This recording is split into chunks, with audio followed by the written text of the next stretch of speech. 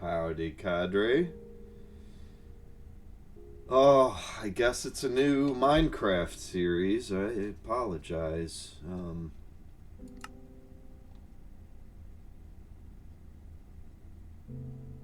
there's two or three I could do here. Whole is nothing. I think that was somebody playing on Bedrock that found a very interesting quirk in a seed. They even figured out how to find these quirks with programs that uh, generate a simulation of the world without actually running Minecraft. It's kind of like a Minecraft simulator, but it just simulates aspects of the world generation to create a map. And you can use that to search for features that are like near spawn or combinations of features. Anyways, wow, I'm already distracted, but that's fine. So the quirk he found on a few of the seeds, I think again in Bedrock, is that you'll get specifically in this seed, there was a kind of like a rock bowl in the middle of the lake that was open air and opened way deep into the earth. Open air. So you'd have to swim across the lake to this. I don't know what you'd call it, like a caldera.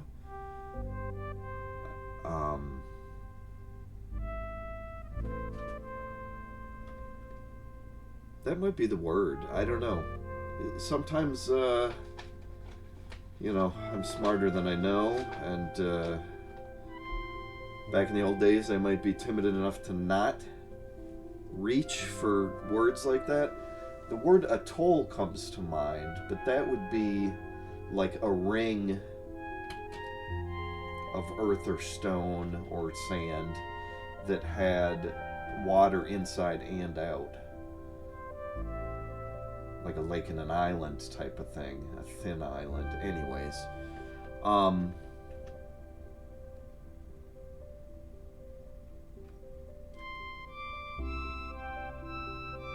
Anyways, sometimes I just start worlds with the date, and I'm really enjoying this one I started at the end of the year.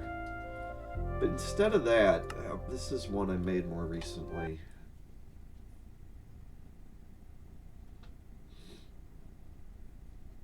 I'm a little congested. I'm sorry if that... Well, I can use my cough button, so to speak, if it's working. So this, I spawned very close by. Where was I? Maybe right on this island. I guess I don't specifically remember. Nah, maybe it was just in the woods here. Like in this beach forest area. Anyways, this was a very lucky spawn because hey, play nice, guys, gals, guys and dolls.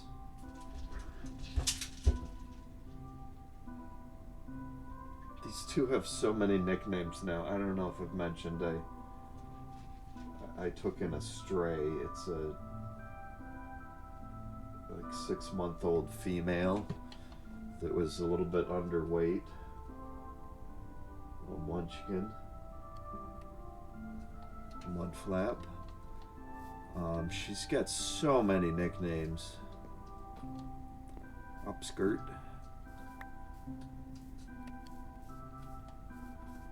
Potato.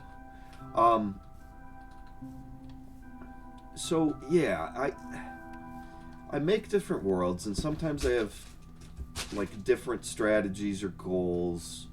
Often it responds to the what I find, the environment, the resources available. Um, I often don't know specific goals for a world until I've been playing with it a little while. But even as I make these different focuses or try different strategies, I still am kind of reworking, or at least kind of doing a compare and contrast with my general strategies in Minecraft, so that the experimentations and explorations become meaningful for the overall play style and stuff. So, yeah, some of this stuff I've talked about before as kind of the Druid's strategies. So, yeah, one thing is I like to kind of remember what I've done and what was natural. And for a long time, I'd try to avoid building in dirt much, except for like little kind of landscaping, sculpting features like adding stairs or whatever. Like this is, crude, bumpy Cubert stairs. I'm talking about not actual stairs, because that is an item in the game. But I'm talking about just blocks I can get up and down. Oops. So yeah, for a long time I would like not build in dirt because then that dirt you run across was either generated naturally or moved by an Enderman. Thank you. Thank you very much, guys.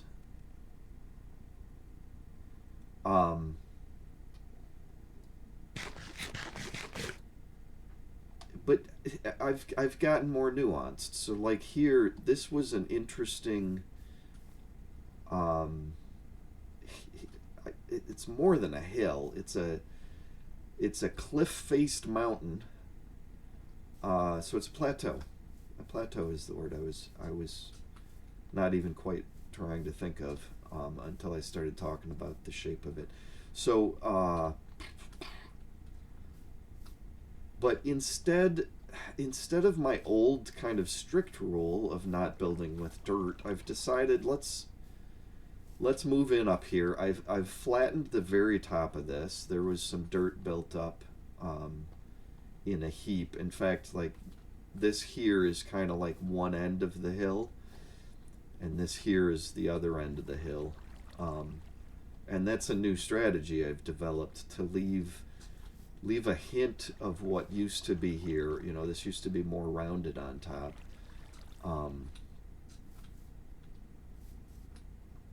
But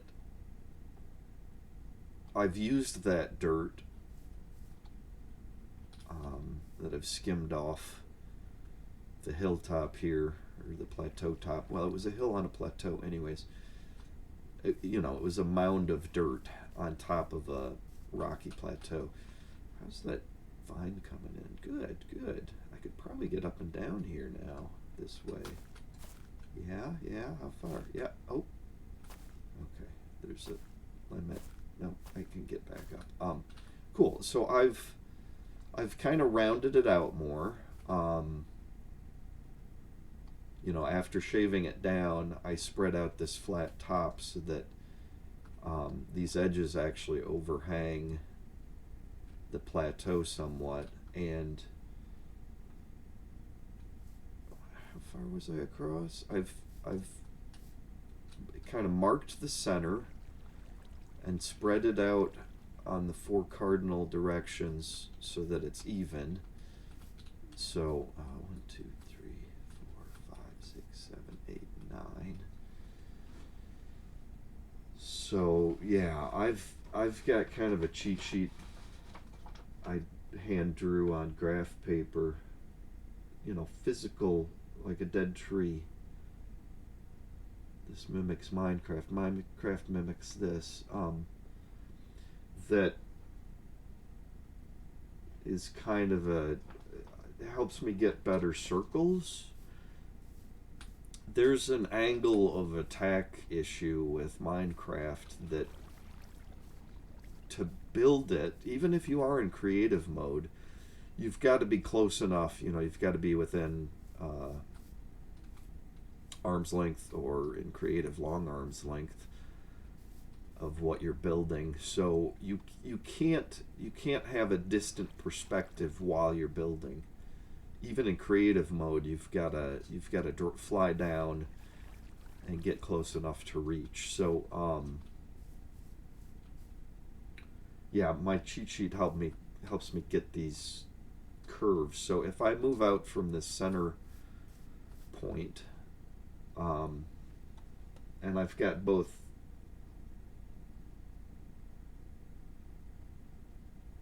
even diameter circles and odd diameter circles, but I like to use the odd more, because you can either use the center line as like a doorway, a single doorway to enter on axis, or you can use the center line as a single wide structural member, you know, a wall or a column. So anyways, from that center point, we've got 9 out. And what I've got here is there's an additional 3 on this first. So let's see, we're lined up with this tree trunk. And there's 1, 2, 3. So that's right. And then it's going to go 2 more, 1, 2. Yeah, I did it from memory. Good. And then there's kind of 4, yeah, 1, 2, 3, 4 that are on the diagonal, and then it does the same again. So 1, 2, 3, this will be the center point. So 1, 2, 3, I could, wait, what did it just do? Yeah, center point, 1, 2, 3. Those are somewhat extraneous now, although now this is something I can fall down. I'll leave 1 more there. So anyways, this plateau top I'm turning into a nice circle, or at least closer to that. And then this was floating rocks up here. And instead of changing it too much, I'm just building this. Do I have more stone? No, I guess I need to mine more stone. Sunset. I'll sleep quick. So plateaus are nice for the first night, even, and in general for defensive purposes. Well, we got some growth, some tree growth. The part of the reason I'm spreading the top out is to get a little bit more surface area up here, so that I can grow trees, or maybe farm if I want to. I'll probably farm down near the water. It just makes more sense. I don't need it right up here where I sleep. Anyways, this is a good defensive position before you do anything. Just lighting it keeps you pretty safe, and you've got the high ground. You can yell Obi-Wan Kenobi quotes or whatever while you defend yourself the first night. But they're slow, and it's a lot easier to defend. And if you spread it out like this, it's even protected more from spiders, because they can climb walls, but then they'll get stuck by these overhangs.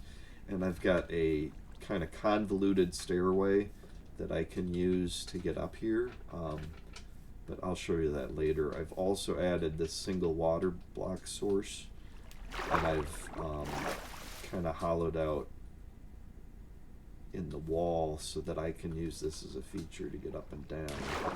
Down, of course, I can jump off almost any edge.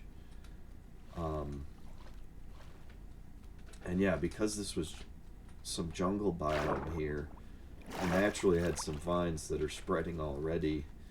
but I also put one at each cardinal point of that plateau.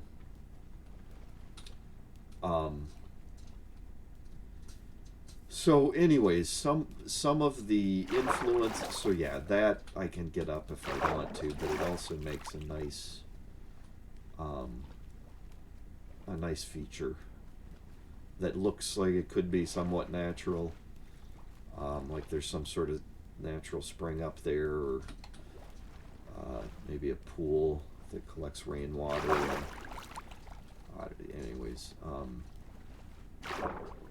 so the yeah, I can see the kind of. I should just get on some solid ground so talk about this. I can see the whoops, that's not. I mean, that's solid, but it's there's bubbles there. Yeah, I started farming here, and I've been gathering sand. This was a mound, maybe similar in height to that one, that I've just been strip mining to make glass. So yeah, I'm building a single square stone frame, kind of just to make it slightly more realistic that it might be holding that up somehow, or serving as a frame for this glass at least. I thought it would be fun to have a glass floor here, so I can see the birch forest and any changes I make over time below me.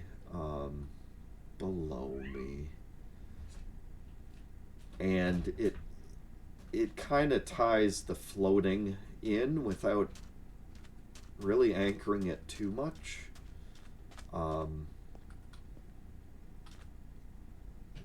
Actually, this is a nice sandbar.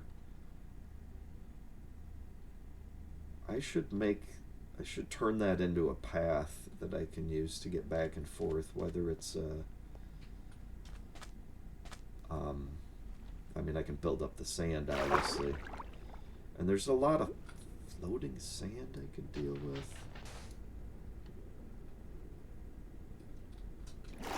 But, anyways, whoops, I'm getting pulled down.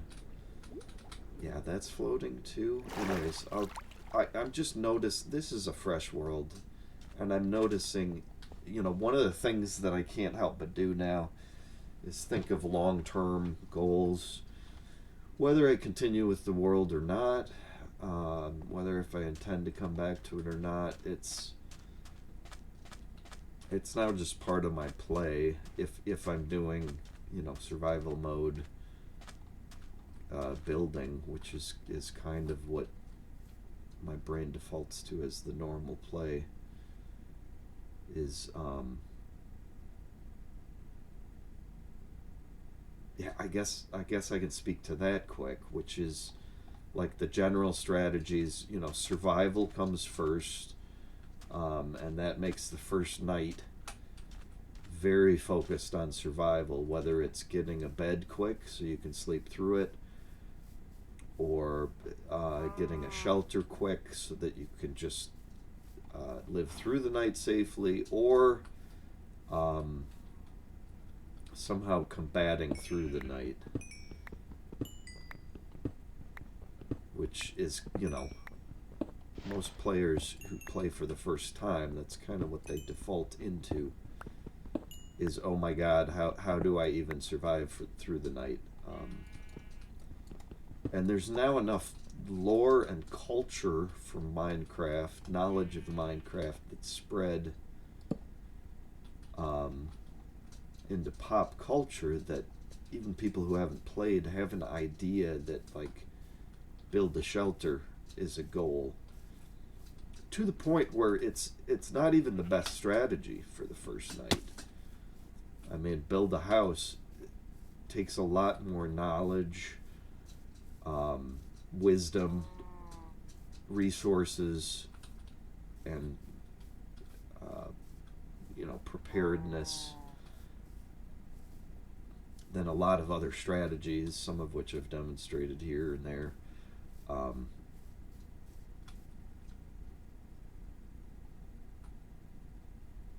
gosh, my simplest go-to still for the first night, if you need it, is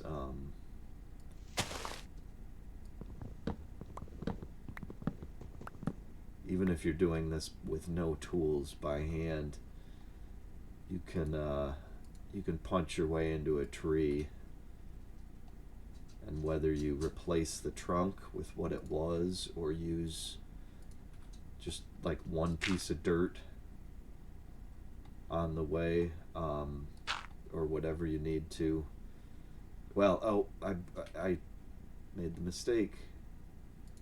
I broke the top piece. That's part of the strategy that the branches won't break if they're still tied to the tree anyway. Well, now I've pretty much chopped this tree. Yeah, I'll replace it with an oak.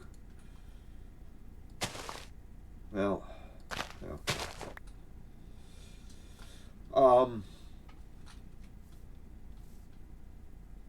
This is all birch here, but that's fine.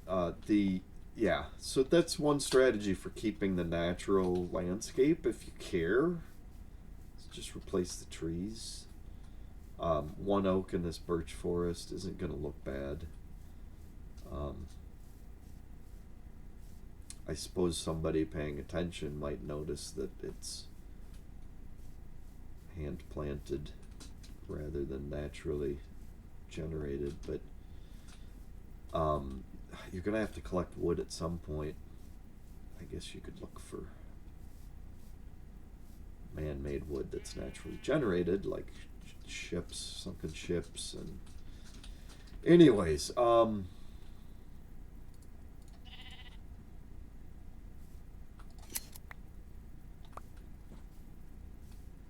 so yeah, I'm making a kind of floating castle type thing. Glass castle is the concept. I've made a staircase out of dirt up here.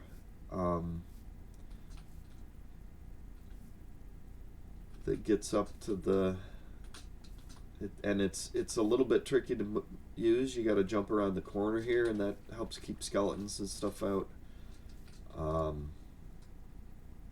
You're nowhere near as good at parkour. Parkour. So yeah, I've built this lower platform so that I can jump on here more easily, and just the corner touches kind of, not, I mean, it's not even resting here.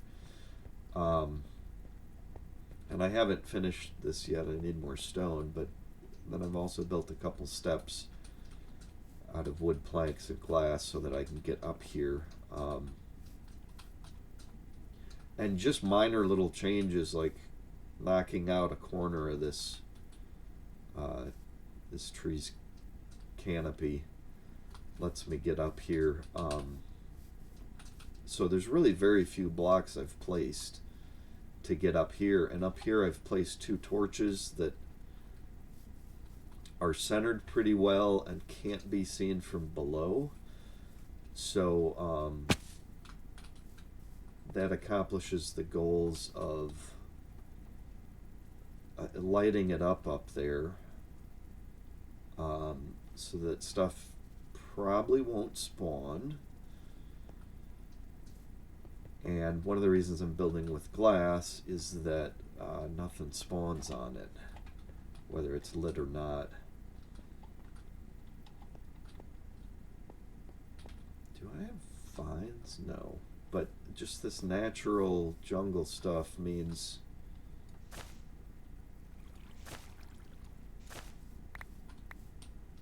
as these vines grow down, I can shear them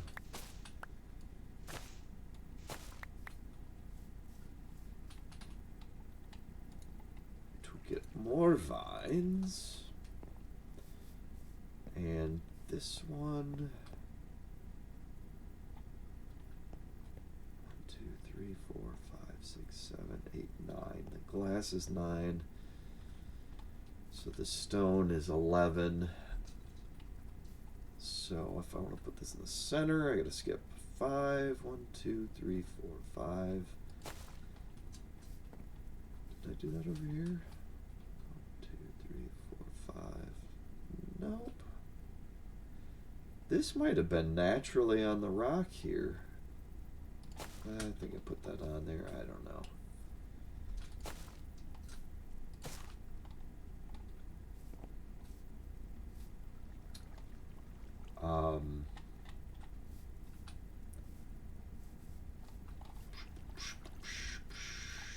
Sorry, I'm thinking about vines now. Whoa, whoa, whoa, whoa. What? How did I do that? Whoa.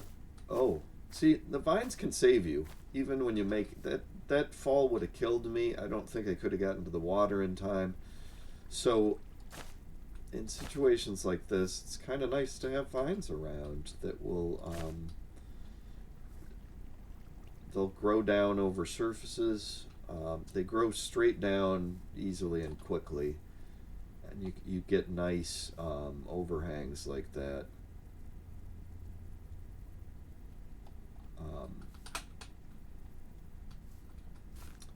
Anyway, so my goals here, I want to make a...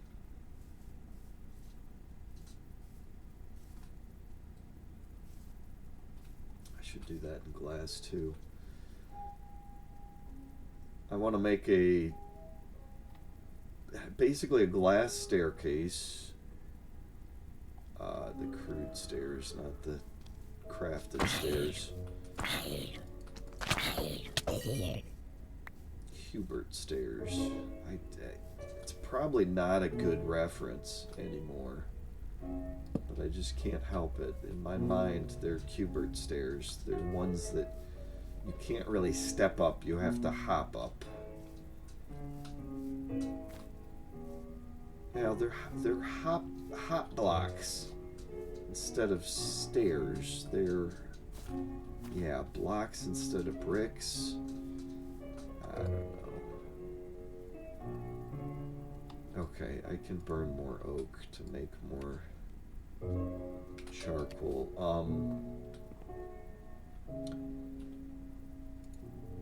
Anyways, so yeah, I was lucky in a lot of ways here. I had sheep easy.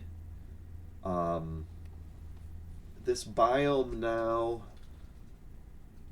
I mean, I don't know which biome it is because there might be some overlap, and I'm not in F3 much.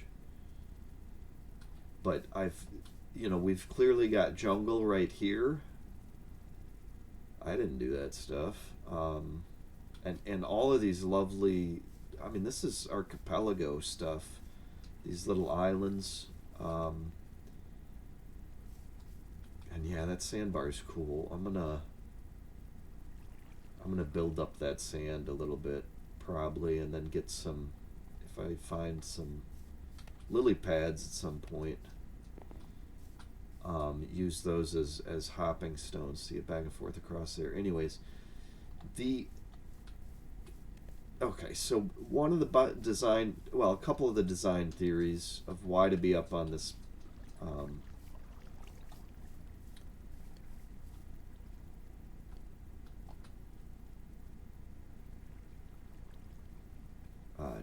blah, blah. I forgot the word again. Jeez. Too many words running through my head. Now I want to say pedestal.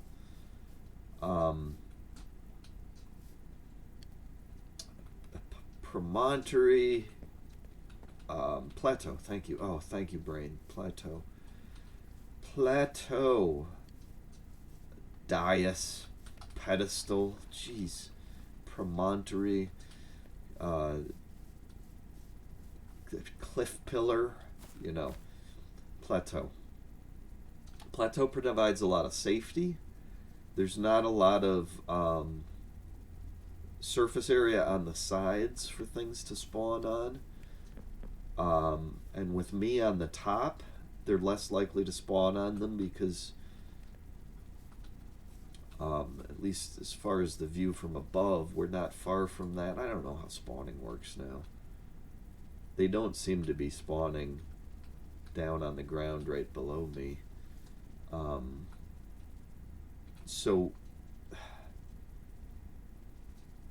yeah, there is danger in raising yourself, because falling can be lethal now.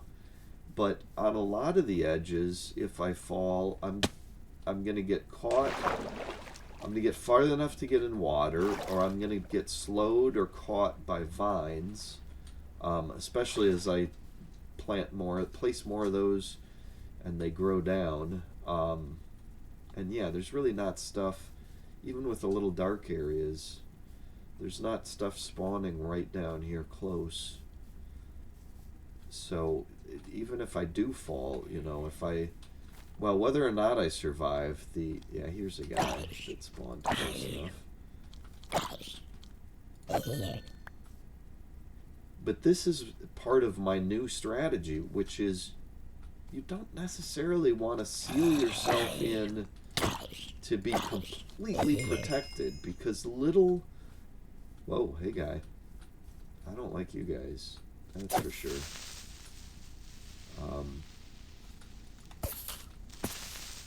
Little encounters. Oh, ouch. Yep. Can add interest and excitement and adventure, and having that stuff surprise you. I think that's part of the core game. I think more so than, like, you know, grinding to the end game, or I don't know, stuff like that. So yeah, part of my new strategies now is I'm not gonna fill that in completely from what just happened, the creeper exploding. Oh well, it's these little changes are part of the record of, like, what happens over time. And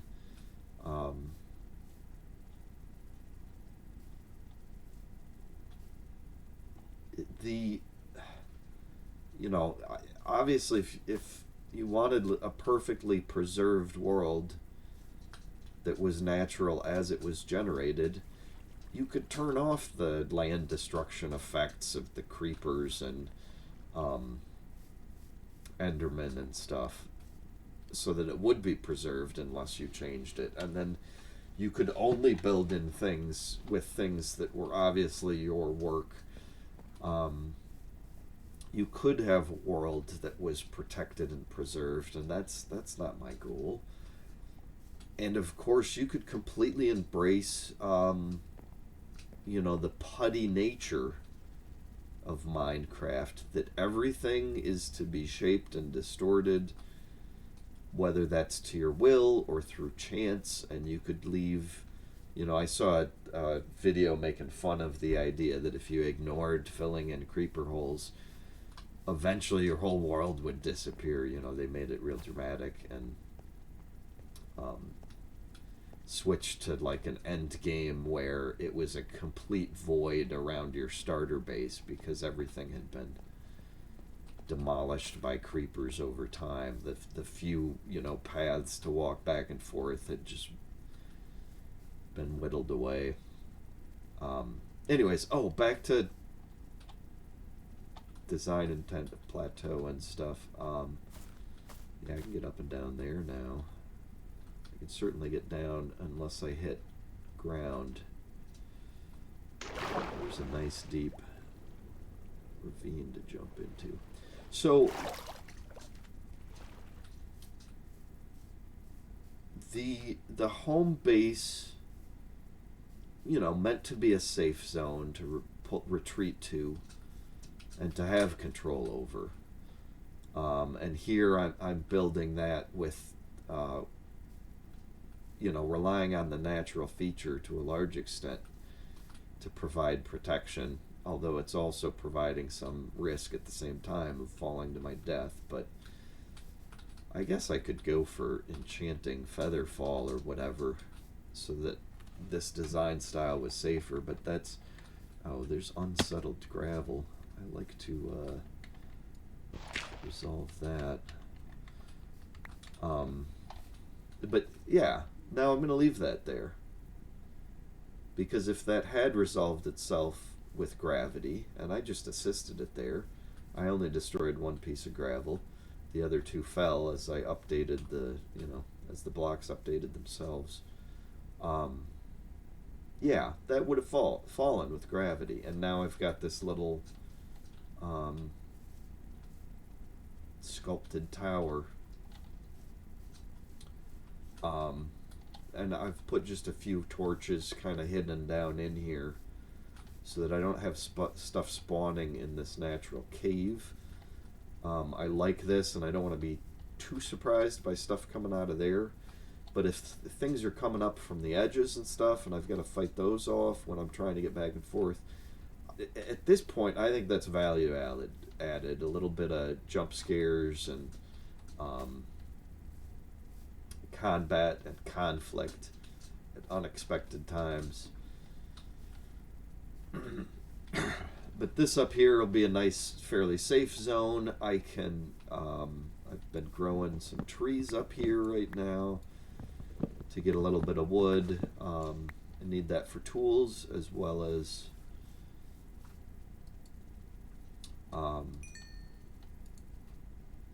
charcoal to keep burning stuff. I guess I could use more torches at this point. I've placed some around.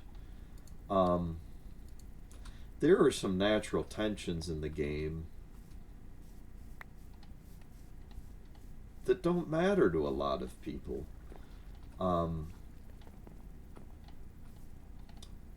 One is these torches. They're really such a simple way to get a permanent light source in this game, and I find it somewhat odd. I think it might be interesting if the torches actually burned down over time, and I think if they were going to do that, it would be interesting if they stayed where they were but turned into a stick in the ground. So the torches, the coal would burn off. The coal, it's you need 2 planks to make a stick, but you can I guess you need half a plank to make a stick in a way. And then a torch is just coal and stick. And I think it would be interesting if you could stick that in the ground. It would provide light for a certain amount of time, and then it would just turn into a stick stuck in the ground. And if you came by and hit it, the stick would pop out and you could reuse it, put a new piece of coal on top of it. And if I was in charge, I would make that timer really long. Like each torch that you place in the world,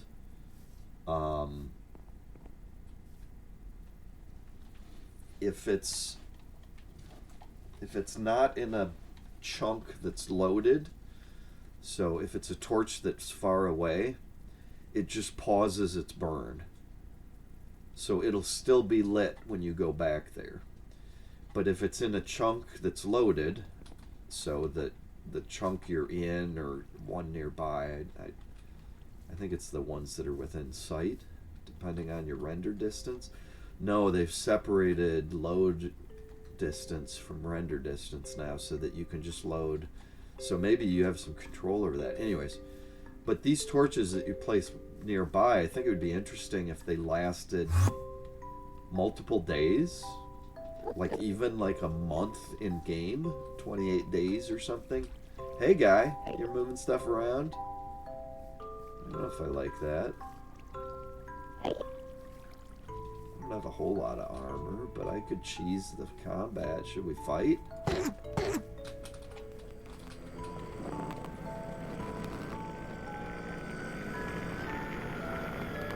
Where'd you go, man?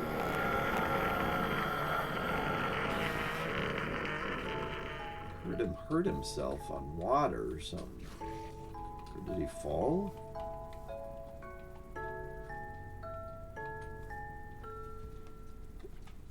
Whoop! Oh man, I might have myself in trouble here. Oh, yep. I'm gonna die, aren't I?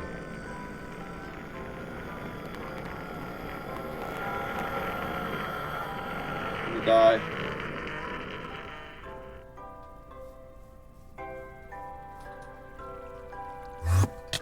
Yeah.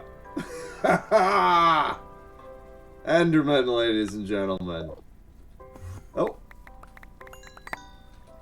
I had a lot of stuff on me. He's got to be almost dead, right? Yep. Ball for me, bro.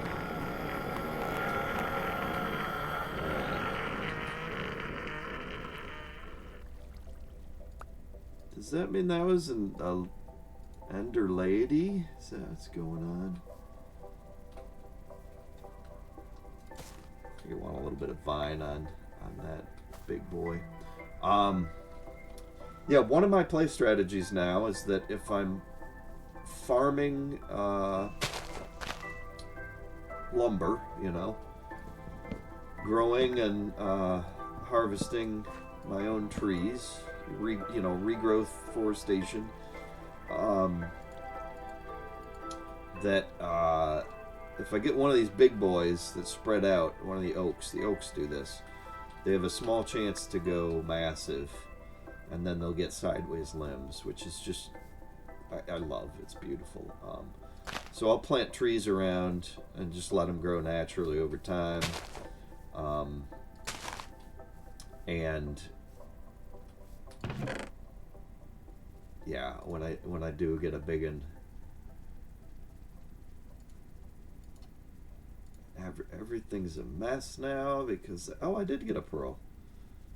Look at that. Was an Enderman. It doesn't necessarily explain it, because even if every Enderman had one ball, maybe, you know, in defeating him with my axe, maybe I happened to somehow break or make unusable that ball, said sphere.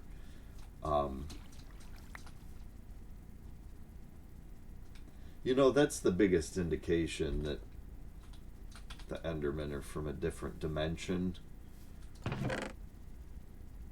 or have been affected by a different dimension, is that's a round boy right there. There's not a lot of stuff that's round in Minecraft. Heck, the sun is square. You got the sun and moon. Wait a minute.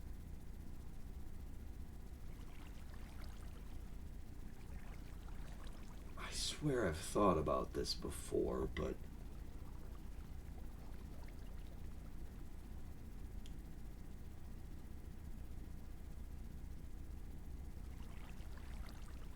this implies that the world we're on is round, or roundish and made out of squares, you know. Because the moon is square, the sun is square, but this shadow is a curve.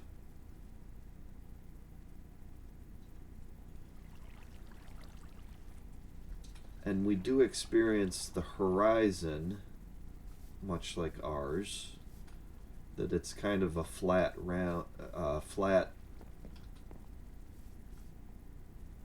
plane or flat circle, if you will, or flat ring that circles us. Yeah, I guess as a line becomes a ring. But while in this world everything is little cubes. Hey, guy. I hear a guy. You trying to get up here? Yeah. It's a little bit tricky. It takes a jump It's just a jump to the left and then a step to the right. You gotta put your hands on a ridge and pull your knees up, right? Ah! Yeah. Oh, you can use the vines if you're nasty.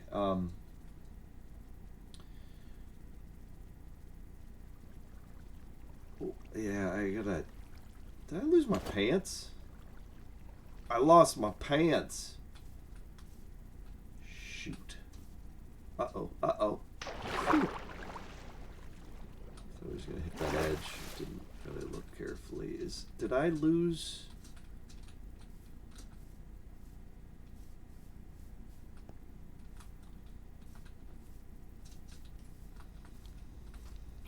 It may have broke. I'm talking about making orbs non-functioning. I think I broke my pants.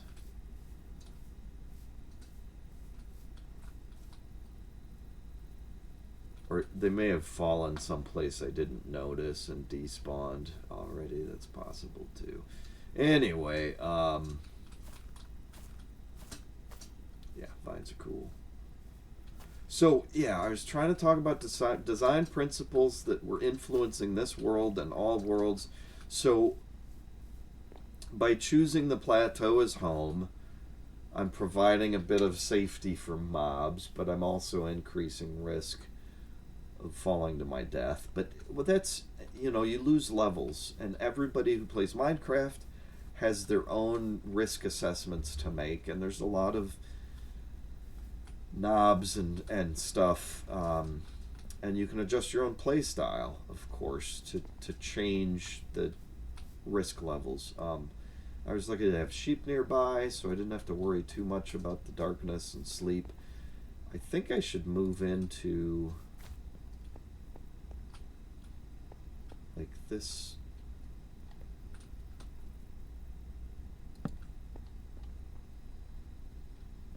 This room now. I've got kind of a night light above me from this, and I could probably move that or change that if it's too bright. I don't mind a little light while I sleep though.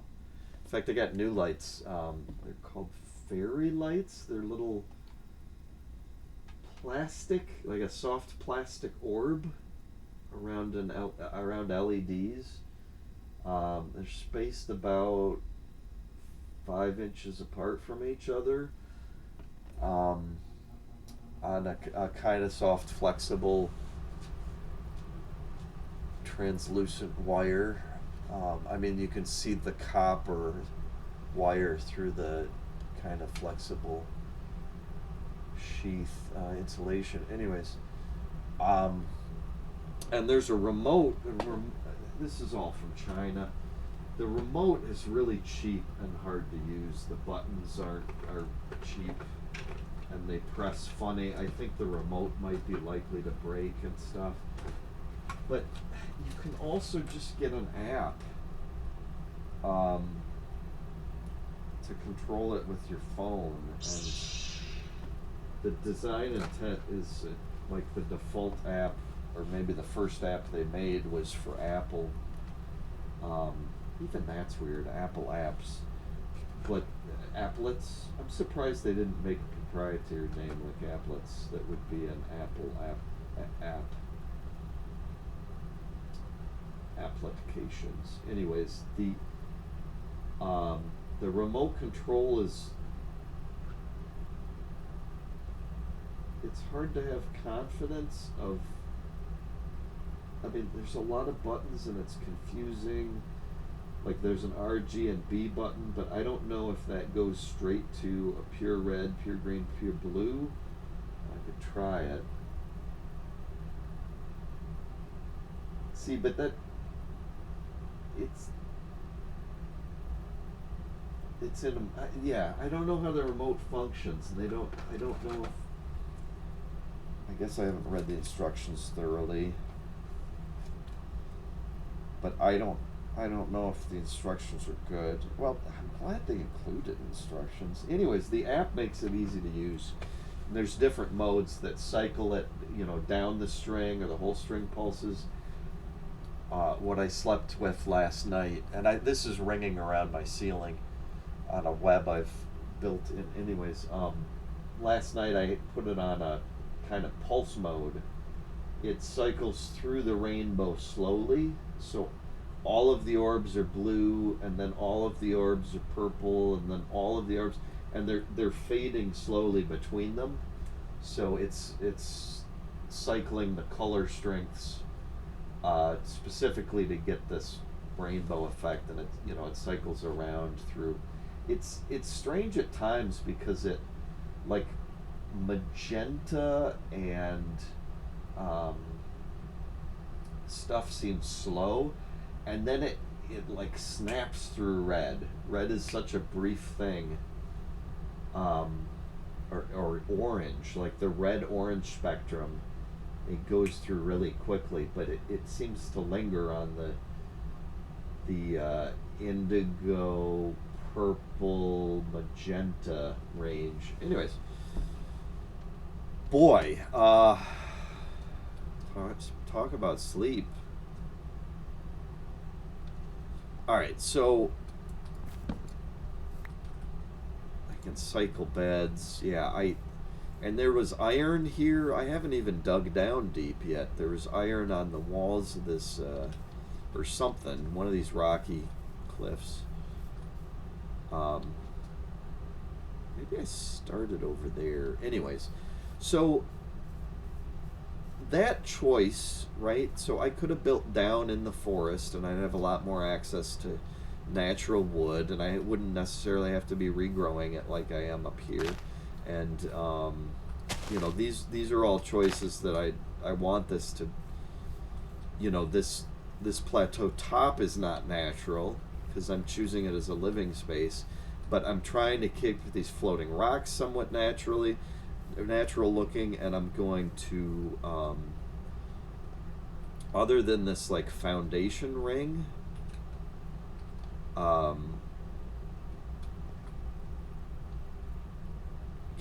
what's the distance here for looking at him?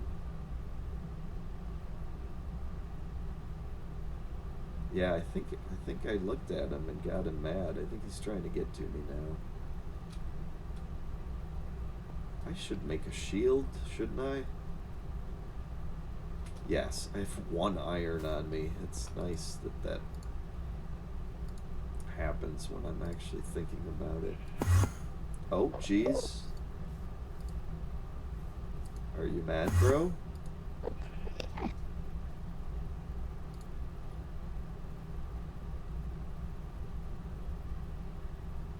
Maybe not. Okay.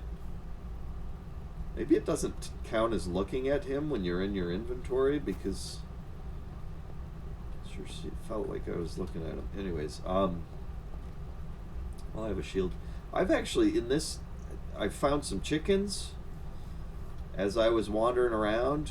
They were just on a hilltop, like over there or something. I've just explored a little bit to see the area. There's more floating rocks here. But yeah, I can get down quick and easy. And once I build the boat, it's a really fast way to get out into the world and start exploring. And from here, I can either travel into the forest with plenty of wood and related resources from there. I've got jungle nearby. I replanted some bamboo over there, I think, as I was just looking around. And okay, so, but that choice, and yeah, there's the overhang that I've made. That circle really knocked out on this corner. And part of the reason I want to grow more vines from there is so that this will look more natural. The vines create vertical lines that reinforce that um, plateau nature of this being just a rock rising from the landscape. They also provide safety and potentially travel up and down with the ladder effects. Even here on the bumpy edges, it can give a little bit of grip to try and get up. And once it spreads more, you know, you can travel up and down in weird places like this. Ouch. Which provides its own risks. Hey, guy. You mad? Nope. Cool. Welcome, friend. It's a strange place to hang out, but, you know.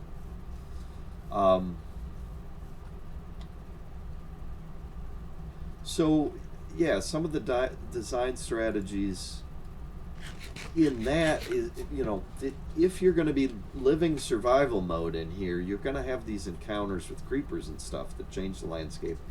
And those all become, you know, records of your history in that space. There's something beautiful about living in and with the landscape, and the landscape itself becomes a living record of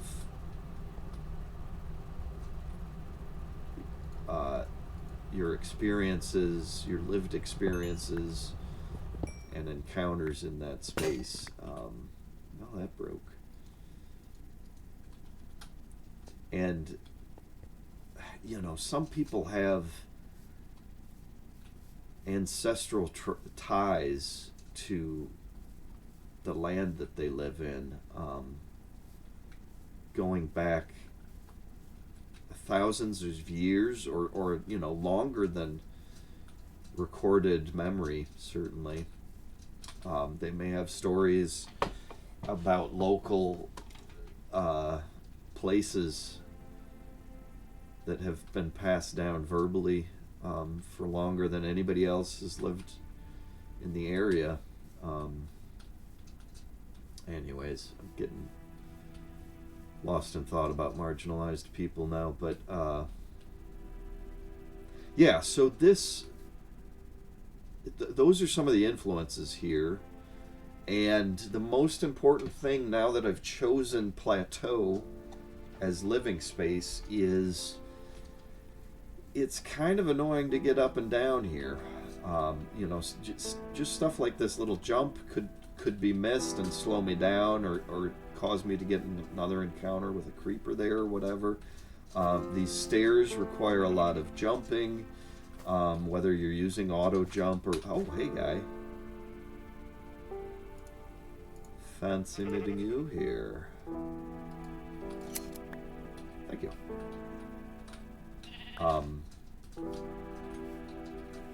The you know, the convoluted Hubert stairs that I'm relying on for some level of safety took almost no resources to make, and it's in a position now where I can use it well enough, but it is, well, and it becomes like muscle memory.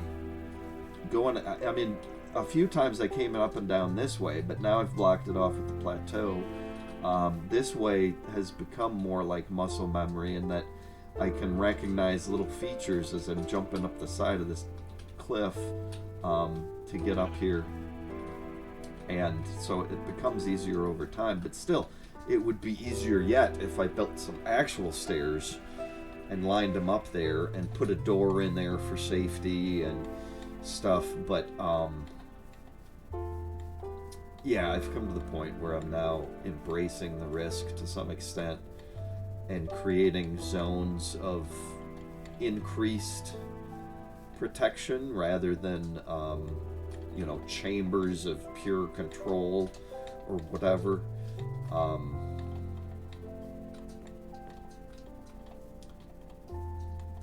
And you know, with the way I've built here, you can see that obviously the glass is placed by me. There's very little natural glass in the... Is there any? There's glass panes in villages, But I don't know about these blocks. Is there glass blocks in the world naturally? I'm not sure if there is. The stone could be natural, but the way I've built it in this very precise ring might lead somebody to believe that it's not. You know, a Minecraft player. So, anyways, the forces that are leading to what I want to build next are that I want to get up and down more easily, and I don't want to make it a path that like a dark path that things are going to spawn on, and I don't necessarily want to make it a lit path that draws attention to that. I like the idea of this being a dark plateau that's lit on top, or maybe like on the inside. So anyways, all of that is leading me to want to build next a Cubert stair that later I could use for a minecart rail that spirals up and down here. And I'm probably going to want it for access to a mine beneath the plateau. But as I'm traveling up and down it, I want to enjoy the landscape around me. I want it to be, and I don't mind it being visible from out here, but I don't want it to be a big gaudy distraction or anything, so I want to keep it thin. Anyways, so all of that leads me to wanting to build a kind of spiral, a chunky spiral around this block of a plateau that's going to go up at a 45-degree angle, you know, one up, one over slope, for a fast up and down. It's going to be ready to receive a mine rail later, you know, a cart rail later. But for now, I can just run up and down, hop up and down. And I'll leave it a Cubert chonky stair. This is not going to be a smooth, long-term foot stair. If I build one of those, I'll do it later and elsewhere. Maybe on the outside with railings, but that I can see out. But one of the strong design principles I want here is from a plateau, I can always get down quickly into the water. When I'm traveling, so yeah, speed down is not something I need to worry about. And I also have this waterfall as a potential way up now too. It's not one of the quickest or easiest to control, but I've built it like dug into the side here. So once I'm up to a certain height, I'm pretty well contained and blocked off, unlikely to fall out. Anyways. But generally, as I build paths up and down, I want them to be not too visually distracting from the plateau. I want them to provide a view out of the landscape as I'm going up and down, because I love this area that I've spawned near. I just love it. The little bits of jungle, the birch forest, the mountains, you know, these plateaus. Yeah, it's just really cool. And as I build this, I want to be seeing this as I approach it. And I think that's an inherent aspect of the game that not many people think about or talk about, even though it naturally becomes important. And my mind jumps to ants. Ants leave a chemical trail as they travel about, and they change the chemicals that are in that trail based on their experience of the environment. Okay, I don't know if you know about all this, but I'm trying to get through it quickly and speak generally. I think it's interesting and relevant. So, as ants leave a nest, they may go out, and if they're exploring, they're going to leave a trail that says, I'm leaving to explore. No, thank you. So they're leaving chemicals that the ants of their hive know means I'm exploring. So they leave a trail that says, an ant was here exploring, exploring, exploring. Then, if they encounter food, they may grab a little bit of it, but they're not a worker. They're not going to grab a huge chunk or anything. Their new main goal is to get back to the hive with news that they found food. So they try to go straight back to the hive, and they may follow the same trail that they left, or they may try and go a more direct path, but they're going to leave a trail that now says, I found food, I found food, I found food, as they walk back. And what that does is any other ant that runs across their path can see that, like, oh, this is an ant that was going out to explore. And they can try and follow it back to the hive, or the nest, or they could try and follow it to also go exploring, if they were also in explore mode. And if they did that, they could reinforce that trail with the explore scent as they went. So once food is discovered, as more ants discover it and try and get back to the nest with food, leaving a trail that says, hey, we found food, they reinforce the paths with more of that same scent that says we found food. So as multiple different ants independently and individually try to find the best way back to the nest, they're all leaving these trails. And as that happens, the collective is reinforcing the best and most direct trails with more and more scent. And another metaphor that my mind jumps to is lightning, which is seeking out the best path to transmit electrons. And once it finds one, it latches on to that main one. And that's where the damage comes in, is where it's like, oh, this is the best path. And you get a whole bunch of electrons. And the vast majority of them are following this main path that a leader, it kind of sends out a bunch of little feelers, and then when it finds a good path, it channels all of that energy through that path of least resistance. But some of it goes the other paths. It's just not as much. Anyways, the ants are creating that as a memory in the environment by leaving those trails that say we found food. More ants can find and follow that path to the food and back to the nest again, and the workers then just follow that trail back and forth, carry the food, and the shortest paths get the strongest scent over time, so that becomes the path that they rely on.